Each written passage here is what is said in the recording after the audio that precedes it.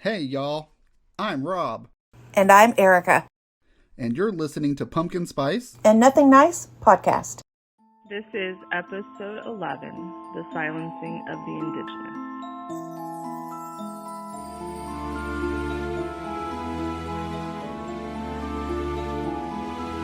Trigger warning. Topics discussed in this episode may not be suitable for all listeners.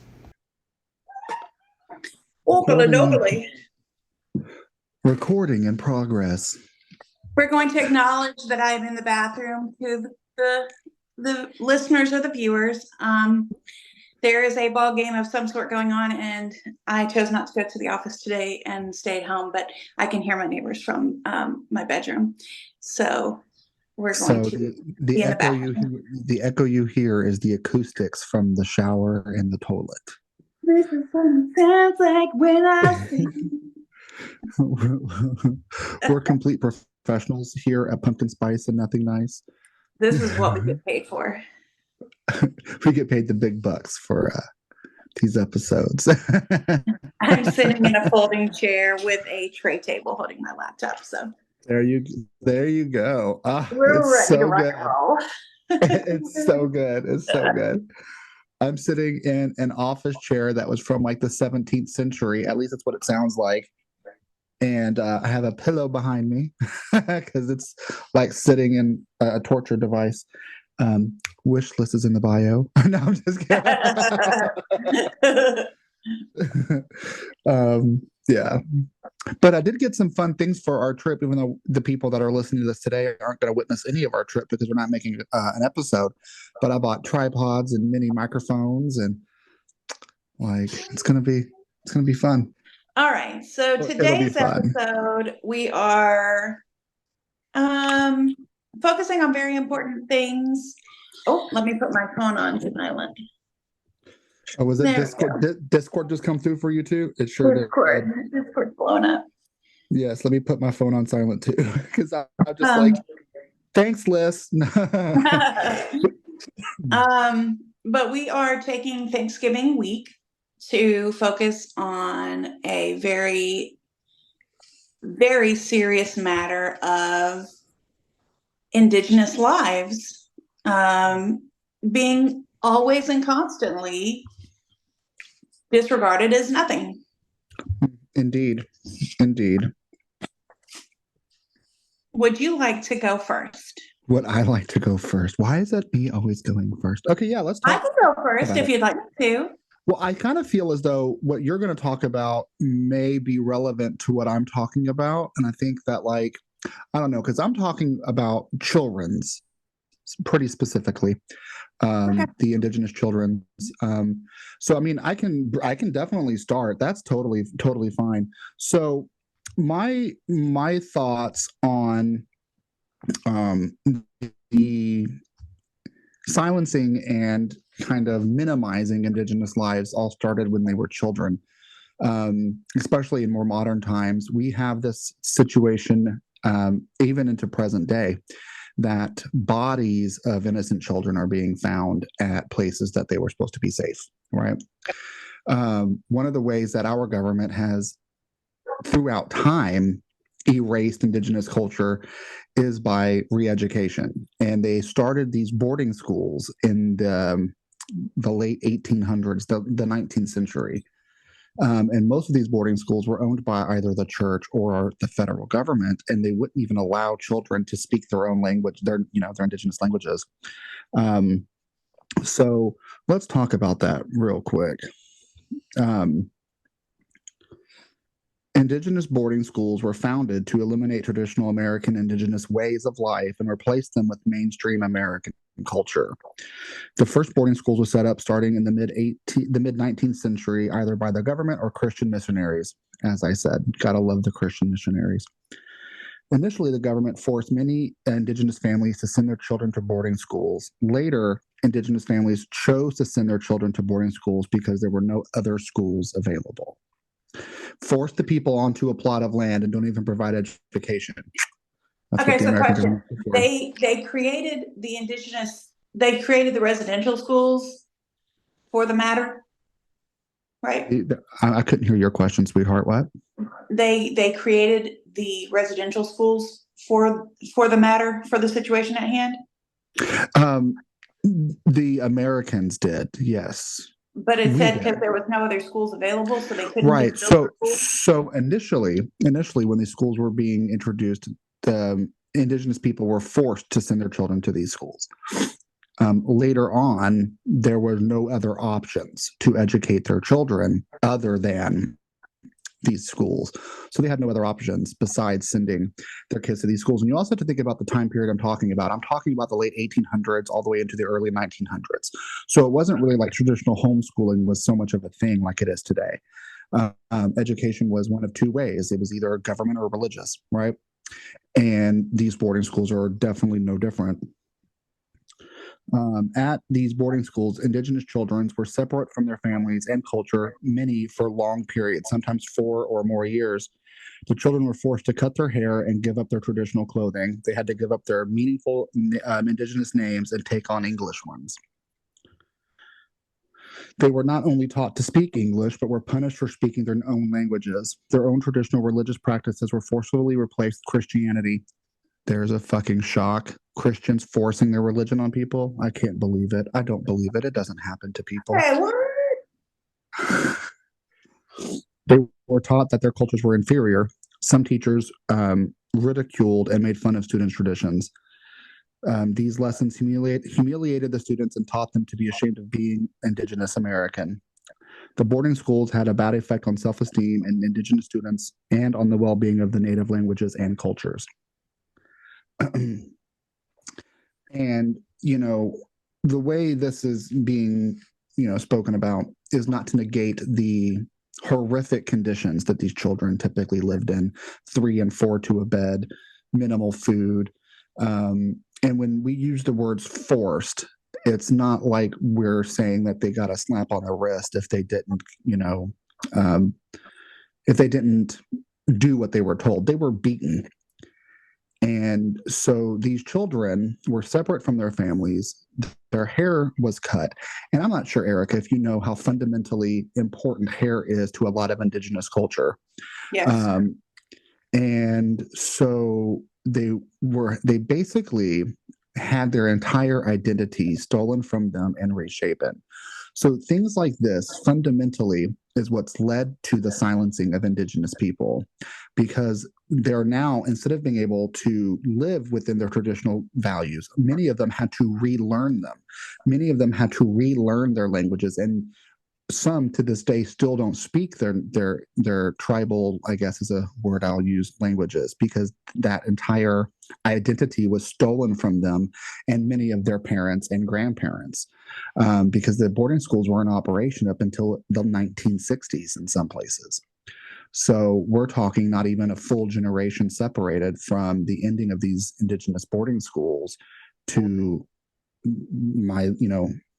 my life. My parents were born in the 60s. So maybe I misspoke. Maybe there is just one full generation from total eradication of one's identity to where we are now. And the indigenous people are finally starting to be able to rebuild a lot of their identities. It wasn't until the 1970s that some of their indigenous practices were reinstated as being able to be done. There were some laws that took place until 1970 that they couldn't utilize their own religious traditions within their tribes anymore. So the silencing started with children.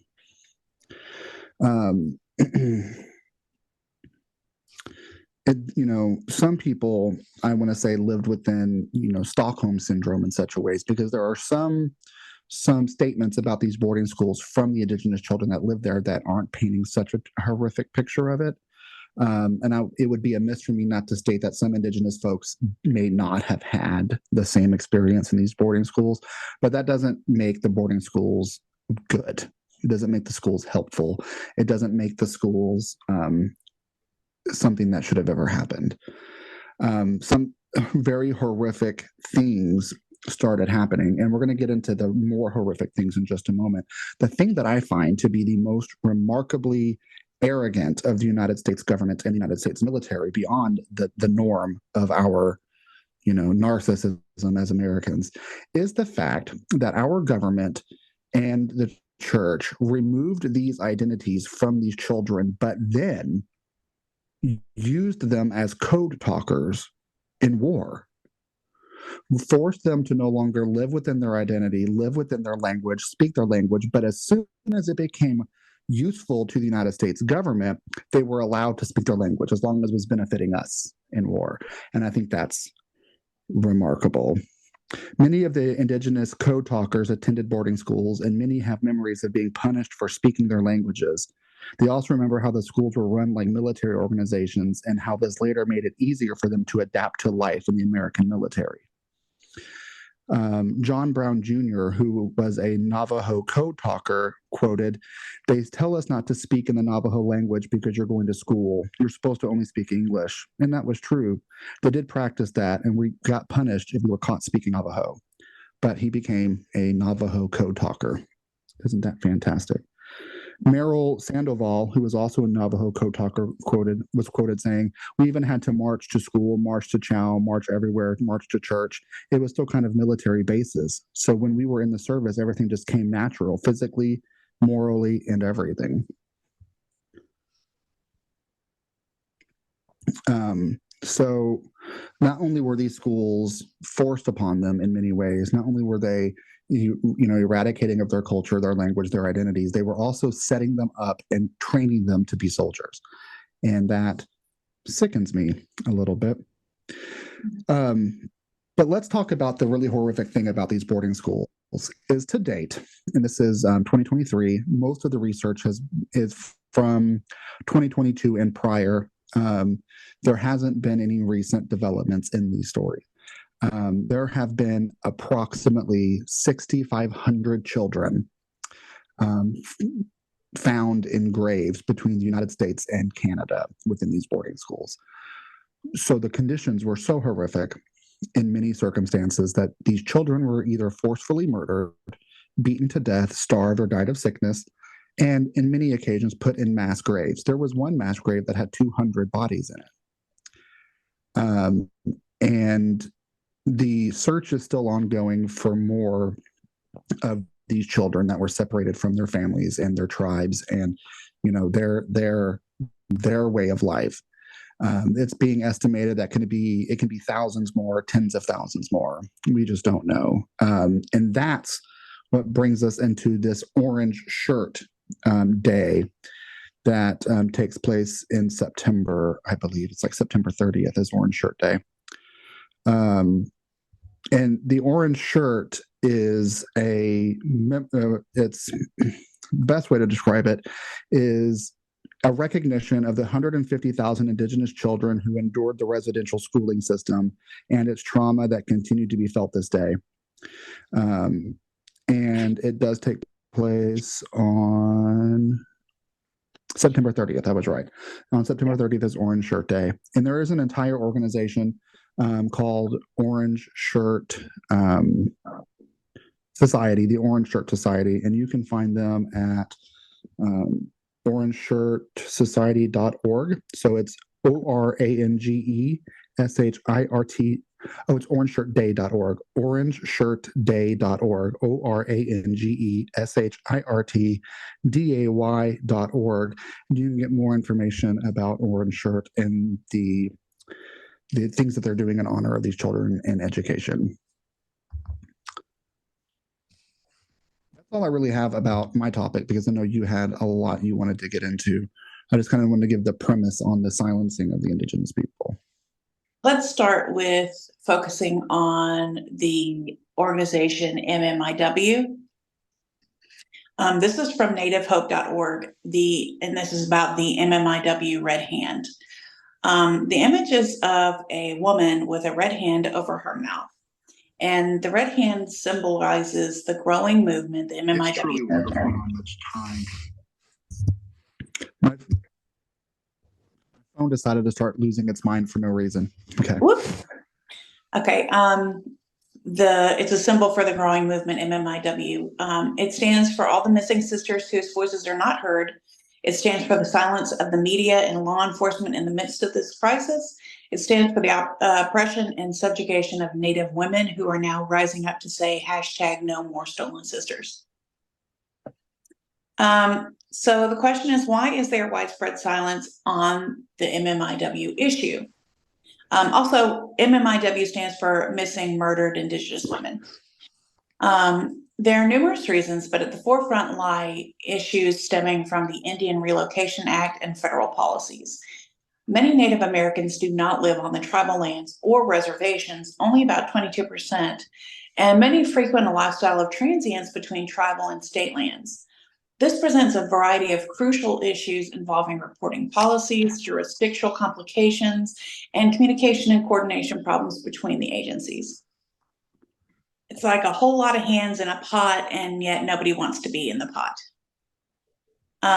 Native Americans residing in urban areas have few resources linked to their culture and tribal community.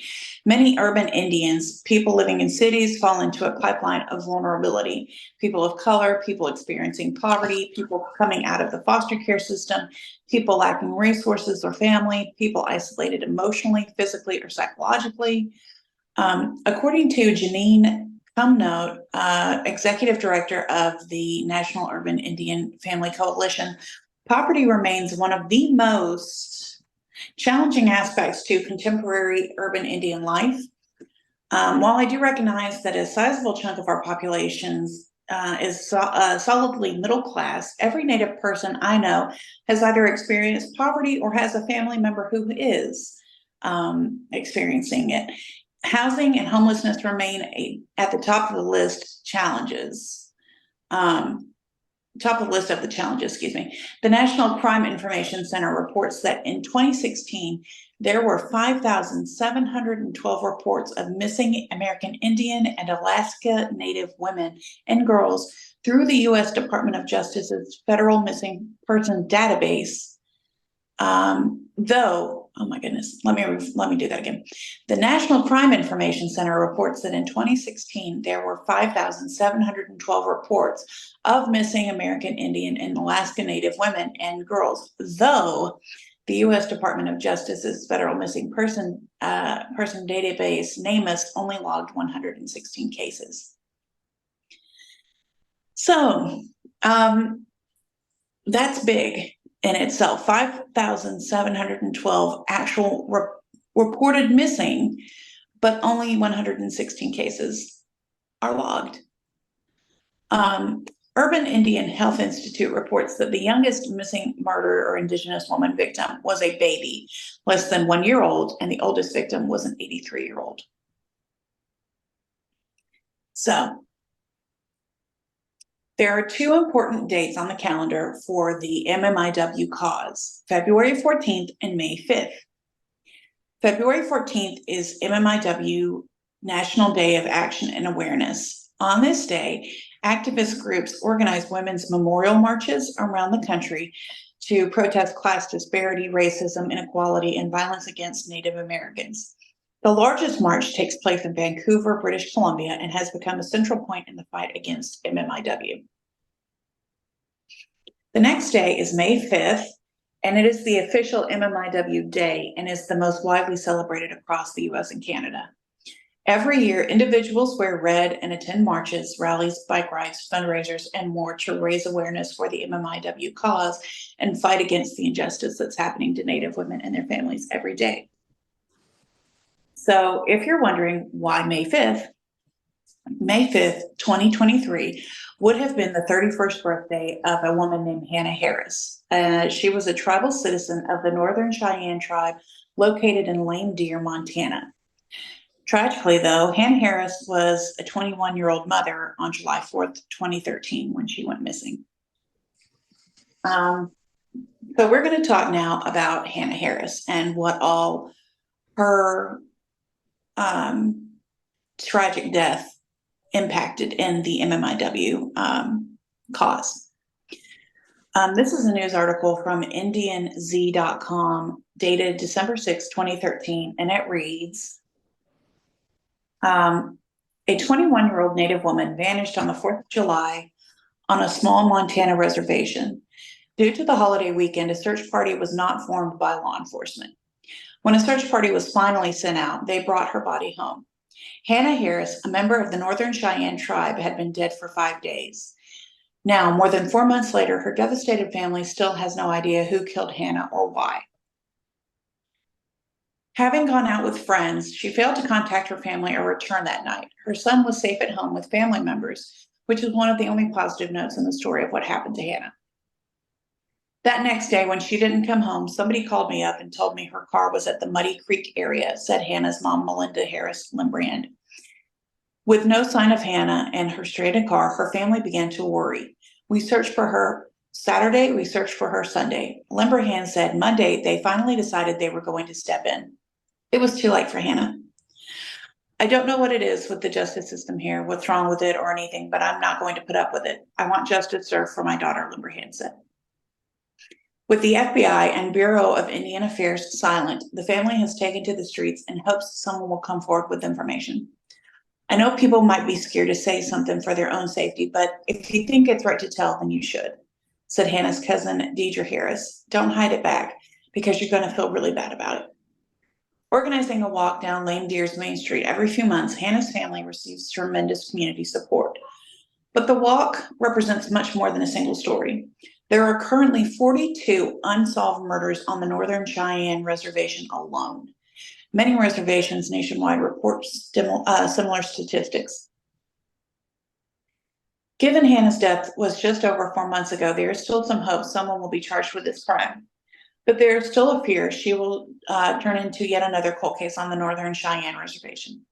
For now, Hanna's family and friends plan to walk and search for justice. Officials with the Northern Cheyenne tribe also stress the fact that this isn't just an issue on their reservation, but on all of Indian country. Hanna's father, Sam Long Black Cat Oglala, says that this tragedy and the mystery surrounding the facts of the case has put his life and that of her mother's on hold, stressing the relationships they are both in. First of all, no parent should ever have to go through this, Long Black Cat said.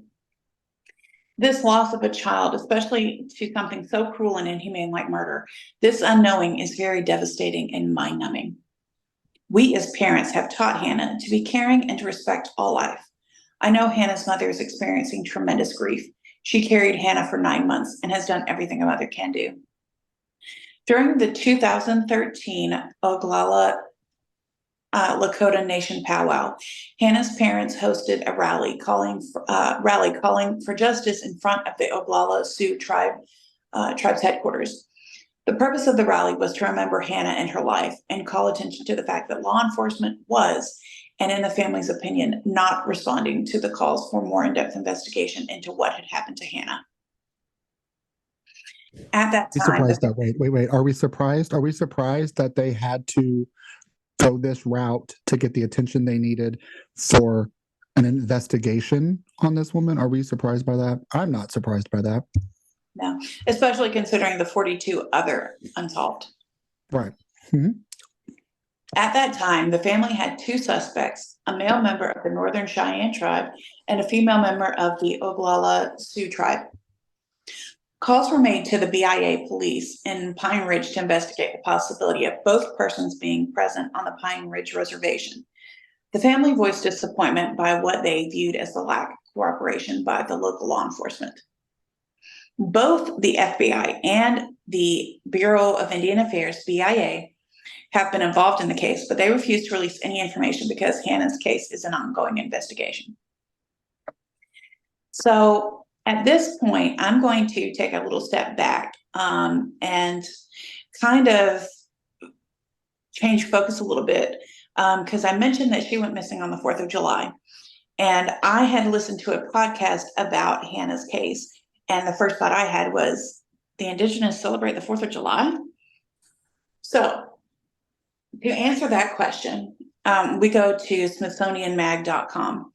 And from here on out, I'm going to list where I got the information from, but it might not be exact to the source because I might have moved stuff around just to make it flow better. But keeping our focus on the 4th of July, let's jump ahead to the 1880s when the U.S. government developed what has come to be called the Religious Crimes Code, regulations at the heart of the Federal Offense of Indian Affairs Code of Indian Offenses that prohibited American Indian ceremonial life.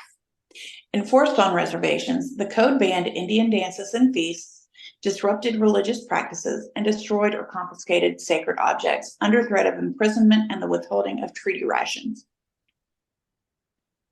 The Secretary of the Interior. Hold that thought for just a second. Hold that thought. I'm sorry to interrupt you, but it is pretty typical of our government to make treaties to people and then say, but we're going to withhold what we promised you if you continue to live your life. Mm-hmm. Yeah. And that goes back even further than the 1800s. That goes to the 1600s. Because initially, like we had discussed, I was going to cover the real story of who we know as Pocahontas, but that is not her real name.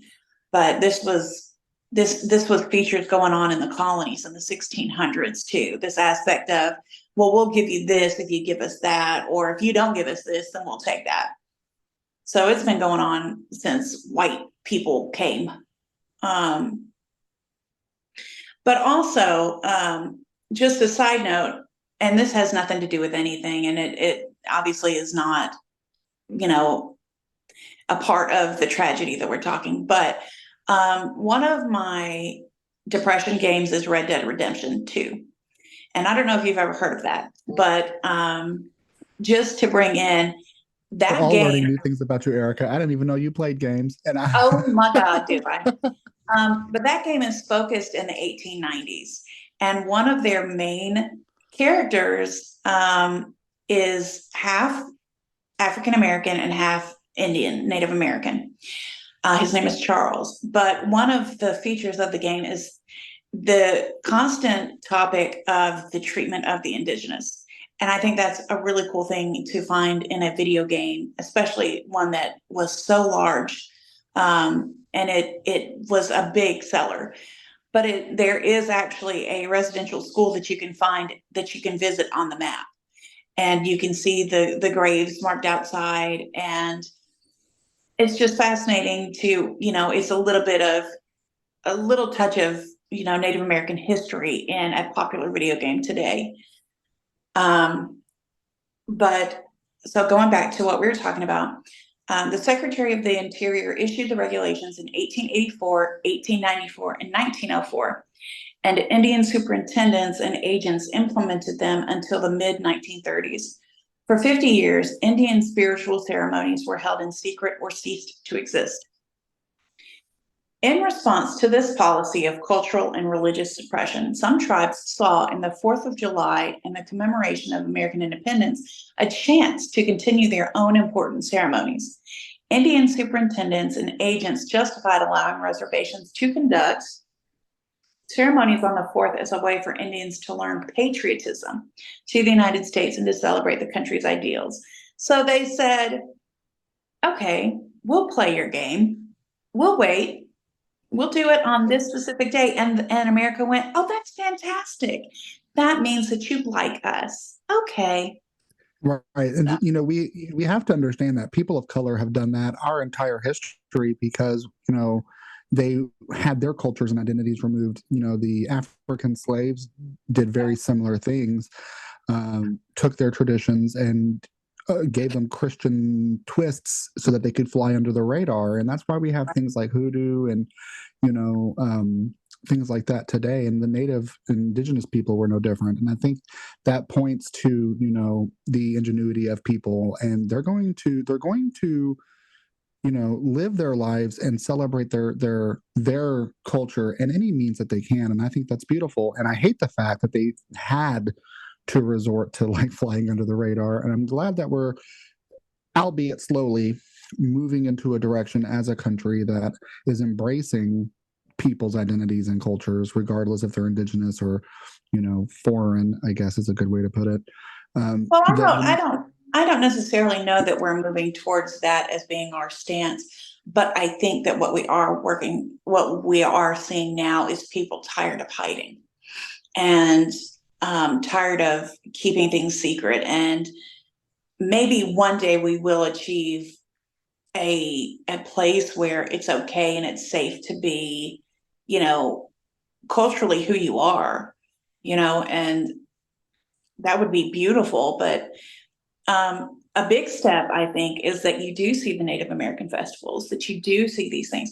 Even on TikTok, I've watched people showing powwows that are happening, the beautiful cultural dances, people talking about their dresses that they make, what things mean, their standard food, and they're trying, and it's past overdue for the indigenous people to have back what their ancestors had.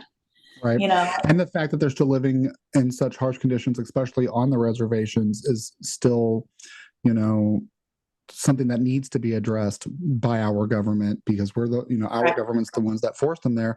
They still don't have health care. They still don't have clean water. They still don't have adequate food. It's still, we're still subhuman treatment. Yeah, still in 2023. But yes, continue as you were, friend, as you were. Okay.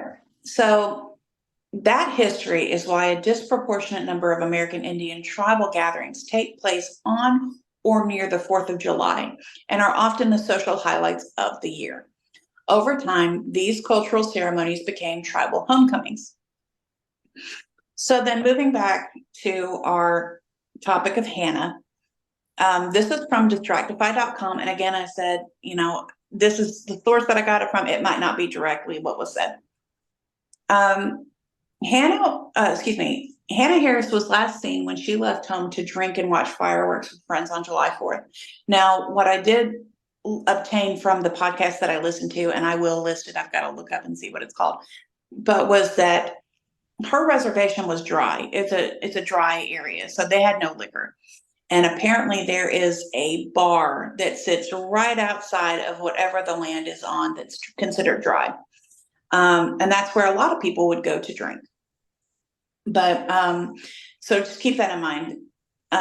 When she left home to drink and watch fireworks with friends on July 4th, 2013, she was part of the Northern Cheyenne tribe of Montana. And when her car was found on the side of the road with 2 flat tires and no Harris in sight, her family knew something was wrong.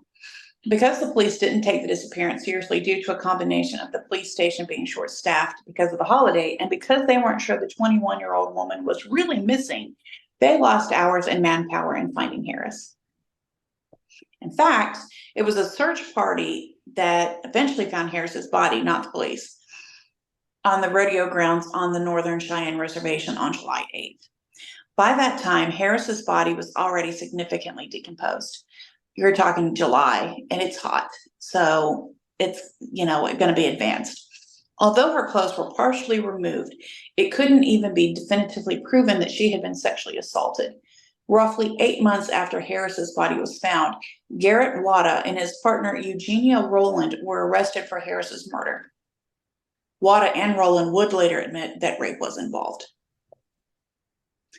In February 2015, Rowland was sentenced to 22 years in prison after she pleaded guilty to second-degree murder. Wada was sentenced to 10 years for being an accessory after the fact and disposing of Harris's body. So I'm going to stop right there. These 2 people were responsible for her death, right? And yet, due to her state of decomp, they could not prove definitive details of what had happened. But the fact that one got 22 years and the other got 10 years, just hold that in mind for what I'm going to say. It was Rowland's sister-in-law who testified that Rowland had admitted to waking up when Wada was raping Harris and killing Harris herself after Wada allegedly hit Rowland for trying to stop the act. From MontanaMint.com by Adrian Jawort, and I hope I said that right, Jawort, on June 9th, 2015. Adrian wrote, despite its being a clear-cut case of murder, Garrett Wada was sentenced to just 10 years last week for his role in the killing of Harris. Wada's common-law wife, Eugenia Ann Rowland, was sentenced in February to 22 years for her role in the murder. Rowland told her former sister-in-law in 2014 that she awoke to screams from Harris, whom Wada was trying to rape. She said she went to help Harris, but when Harris struck at her, Because she was being raped, Roland and Wada both beat her to death.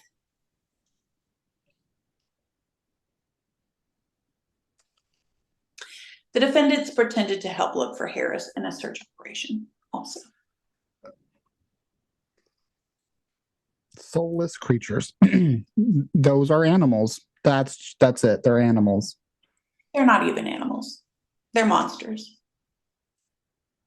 They're monsters. Wada pleaded guilty to being an accessory after the fact for dumping Harris's partially clothed body at the Lame Deer Rodeo grounds after the murder, and the story of his role in the beating was not mentioned at his sentencing hearing. Roland's attorney, Robert Kelleher Jr., argued in court that Roland shouldn't have his sentence longer than the 10 to 15-year sentence being proposed for Wada as part of a plea bargain. Not to be glib about it, Kelleher said of Wada, but he's getting away with murder. At his sentencing, Harris's mother, Melinda Harris, told Wada, "I don't know how you were raised, but you don't rape women. You don't kill them, you don't hide them, you don't bury them. People say if you want to get away with murder, go to the reservation." I think it's true. In February 2012, in a New York Times story headlined, "Higher Crime, Fewer Charges on Indian Land," Timothy Williams reported that according to federal data, the FBI declined to file rape charges on reservations 65% of the time and 52% of the time for other serious crimes. So there's a 2/3 chance that even if someone presses sexual assault charges, they'll be left at the attacker's mercy after nothing is done. The compounding threat of retaliation on behalf of a perpetrator looms large and very real among victims who actually file charges. When women without a strong local support system often say it's why they're afraid to press charges when they're sexually assaulted. What if the family or friends of the assailant come after them for snitching if the attacker is actually sent to jail? A lot of people believe that justice is never served on the reservation, so why try to help it? Luella Bryan said, Luella Bryan is a Crow tribal member, fellow Off the Path author, and former Billings Gazette reporter. "It's a huge issue and there's so many layers and it's difficult to explain quickly, but that's how it kind of boils down." Just about every family that's lived on a reservation for a long time could tell of a crime involving a family member or a friend in which justice was never served.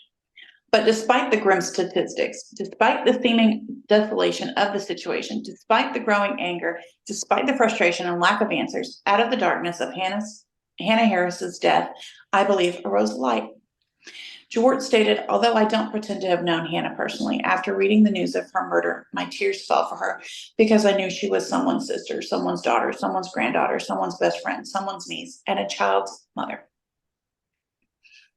Her baby, just a side note, her baby at the time of her death, her baby was still breastfeeding. She was one of my fellow beautiful Morningstar people who shined on even in her tragic passing as we united to protest an unjust justice system, not only for her family and our tribe, but for all Indian reservations with similar stories. Because of Hanna, young and old Cheyennes of all ages proudly marched through Lame Deer, defiant against the bad spirits that tried to drag our people down. They prayed together with a cause. They prayed for those overlooked victims who had walked on in the past, and they prayed together for our future. A nation is not conquered until the hearts of its women are on the ground. Then it is done, no matter how brave its warriors or how strong its weapons, a Cheyenne saying goes. In passing from her time on earth, Harris will be remembered for giving a voice to the voiceless and turning people who were once considered faceless statistics into people who laughed, cried, breathed, loved, and were loved. She died a fighting Cheyenne who continues to live with us in spirit while helping to keep the hearts of our people high above the ground. And this is from blog.ucsusa.org. Hanna's family sought accountability and secured some through Hanna's Act in Montana, which authorizes the state's Department of Justice to assist with the investigation of all missing persons and requires the employment of a missing persons specialist. And Hanna's Act was actually signed into law by Montana Governor Steve Bullock in 2019. And that is a very short story of Hanna Harris. Give me just 1 second. The podcast that I listen to is called True Crime Couple, and it's episode 147, Hanna Harris, Murder on the Northern Cheyenne Reservation. And if you want to go deeper into learning about Hanna Harris's murder and all the surrounding pieces to that tale, I highly suggest that one. I don't know what their names are. I'm very sorry about that. But the woman that's doing the story, she goes deep, and it's amazing and devastating. Hanna, I believe it was Hannah's sister, actually the day after the 4th of July celebration, it was her wedding day. And they just thought that she was missing, that she had maybe gone somewhere and just forgot to tell somebody or whatever. And so her sister got married and then was like, okay, well, this has been really fun, but we've got to go find my sister. And they left. They didn't have their, after party. They went and they looked for her. And they go on to also mention that they did a sacred type cleansing on the search party members. And they called for Hannah's spirit to come back home. They said, please find a way to come back home. Let us know that you can come back to us. And after they did that, was when they found her body. She had found her way back to them. Obviously not the way that her family had hoped, but she said, I am here, and they were able to find her. But it's just not okay. None of it's okay. Why? It's like moving into a neighborhood that's already got people that live there. And all of a sudden you're like, your house looks like shit. We're going to destroy it and demolish it. And also you have to move, and you can't take anything with you. And also, I don't like how you look, how you practice your beliefs, or the way that you talk, or anything about how you live your life. So you have to change all that too, but you're not going to live here anymore. And also, we're going to take away your family members. What the fuck? What the fuck is anybody to write? That's exactly what happened. I mean, that is what happened. I mean, in essence, that's exactly what happened. And it's still happening to this day in a lot of parts of the world. And, it's something that as a people, we have to stop doing. Colonization is horrific. Like, and,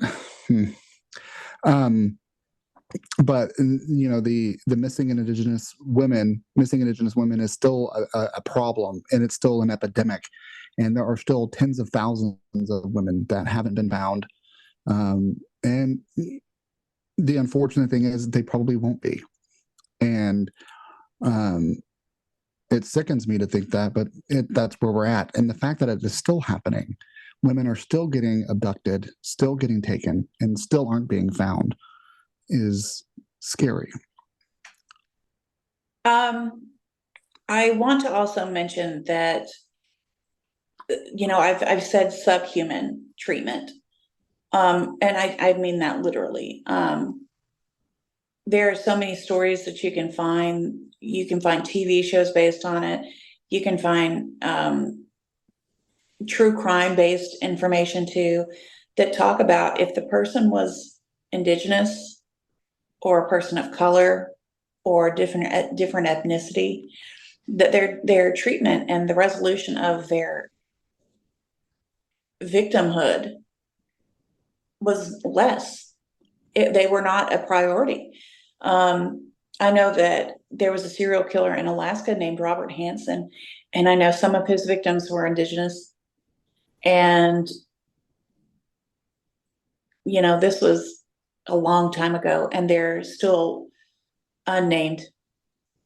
And it's possible that these women worked in doing sex work, or that they were dancers, or that they were something. And sex work is also considered to be subhuman, and it is unfortunate that we can determine the value of someone's life, the value of their existence on a job, or on the color of their skin or their background. Like that's so wrong.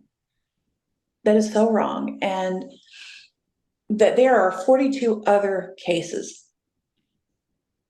on this one reservation, that there are these schools that you find bodies of children.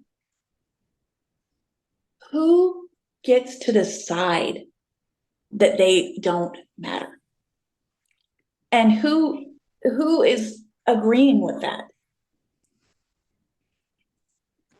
Well, there are still people that agree with it, and there are still people making those kinds of decisions. And it's obvious that that's happening because, I mean, we're still finding bodies, and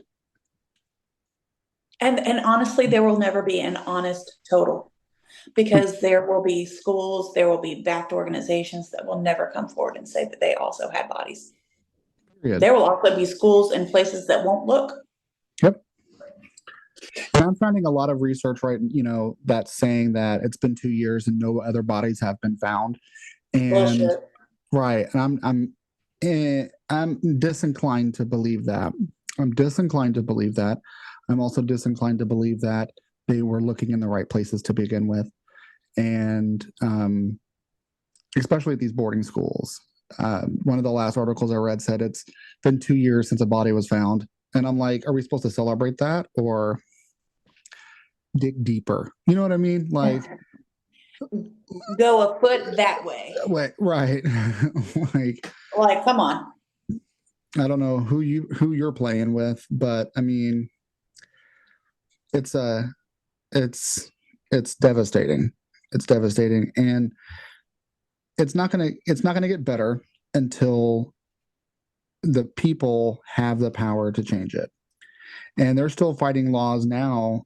As of July, the Supreme Court had to rule in favor again for welfare of Indigenous children, and there are still people fighting it because a white couple wanted to adopt a Navajo child and they were declined, and they whined and cried about racial discrimination, and the Navajo Nation was like, that's our child. What gives you the right to take our child? Like, that should be a tribal decision. They're a part of our family. And so we're still in 2023 arguing with people for power over another group of people. And thankfully, our Supreme Court, to a 7-2 vote, upheld the Indigenous Child Welfare Act of 1978 to, help keep tribes together. We have a history of separating children from their tribal lands, from their family, and from their culture. And adoption is one way that they are doing it, and still trying to do it to this day, separating Indigenous children from families. And, the fact that we are still having this argument in 2023 is crazy. And it's, maybe one day we will see this beautiful allowance for people to exist. And I think this kind of sounds a little morbid, but I think we're gonna have to experience a downfall. I think we're gonna have to experience, a restructuring, and it's going to be something that's not going to be in a constitutional amendment. It's not going to be something that's going to be, a decision our government makes. It's going to have to be the people forcing our government to make this decision. And I don't see the United States government specifically just bending to our will. We're already seeing bills in the states that were voted on by the people that the government is saying, okay, well, we're not going to do that. Yes, we know you all voted for it. And yes, we know you said that you wanted this, but we're still going to say no. So it's not so much waiting for our government to do it. The people are going to have to do a serious overhaul. of how our government works, the people that it's protecting, and to establish that every human right is a human right. And I don't foresee it being a swift and easy change. It's going to be a catastrophic event for that kind of stuff to happen.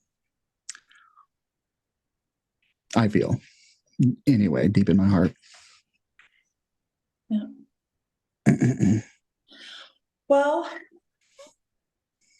I hope that everyone listening, if you celebrate Thanksgiving, that you have a delicious meal with loved ones, that you have a beautiful day, and that you take into consideration and all the blessings that you have, the beauty that is in your life, whether it's a tough time that you're going through or not. I just, it could always be worse.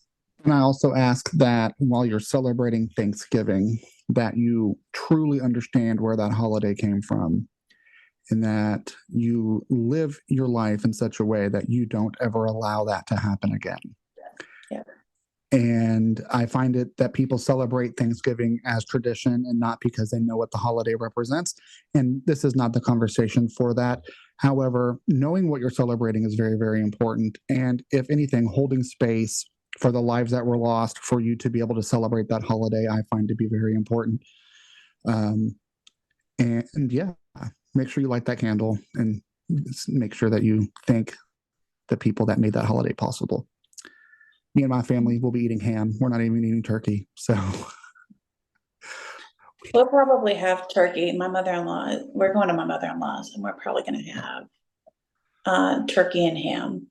But I can only have like a slice of cornbread, a slice of jelly canned cranberries, and then maybe a piece of meat. And then I'll just look longingly at it and think to myself, I wish I could eat so much more.